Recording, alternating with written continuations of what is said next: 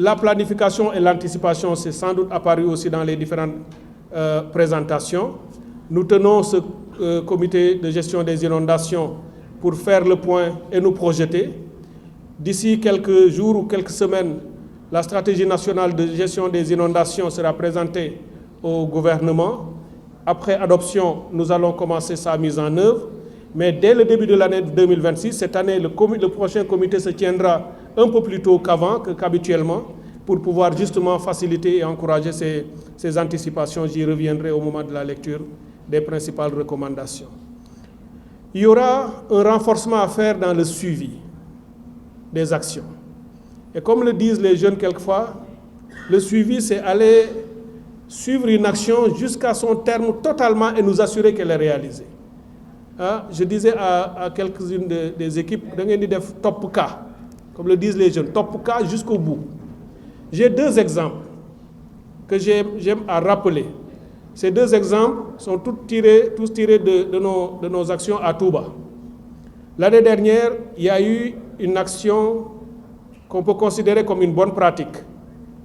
Lorsque M. le maire était témoin, lorsqu'on prenait cette décision, lorsque on était à Nguelemo, il fallait poser une conduite sur 7 km où il ne restait que quelques jours, et qu'on me disait qu'il fallait presque 6 mois si on continuait par les procédures habituelles de commande, d'attendre que la commande soit livrée et de travailler de 9h à 17h, les équipes s'en vont, etc., etc.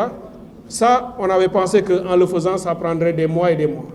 Lorsque nous avons changé d'approche, monsieur le préfet aussi est ici, ça c'est ce qu'on a vécu en 2024, l'hivernage, on avait dit qu'il nous faut poser cette conduite en moins de 2 mois et on avait réussi à le faire plutôt qu'en 4 ou 5. Puisque lorsque on m'a donné cette information, j'ai appelé les équipes et dit qu'est-ce qu'il nous faut. L'entreprise a dit qu'il nous fallait avoir des conduites au moins 2 fois plus de livraison que ce qu'elle recevait au moment où on prenait cette décision. Donc il fallait que ceux qui font la conduite travaillent plus pour fournir les matériaux dont on a besoin. L'entreprise s'était engagée si elle a le matériel. Je lui ai dit de renforcer ses équipes, de travailler avec 2 équipes au moins, de travailler même la nuit s'il le faisait en mettant des projecteurs. Mais puisqu'il nous fallait les conduites, on a aussi appelé l'usine qui fabrique les conduites en leur disant il faut nous aider à avoir ces conduites dans les meilleurs délais avec les quantités nécessaires. Cette usine avait besoin d'être mise hors délestage pour pouvoir travailler complètement et renforcer sa capacité en énergie. Nous avons aussi accompagné auprès de Sénélec pour que Sénélec renforce la puissance de cette entreprise, ce qui a été fait.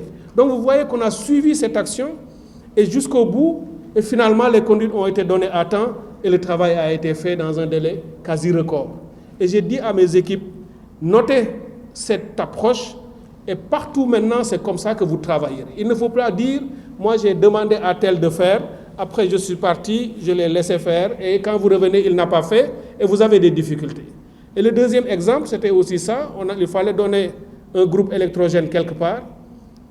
On a été donné le groupe électrogène, mais pour ceux qui l'ont fait, le résultat se limitait juste à dire j'ai donné le groupe électrogène.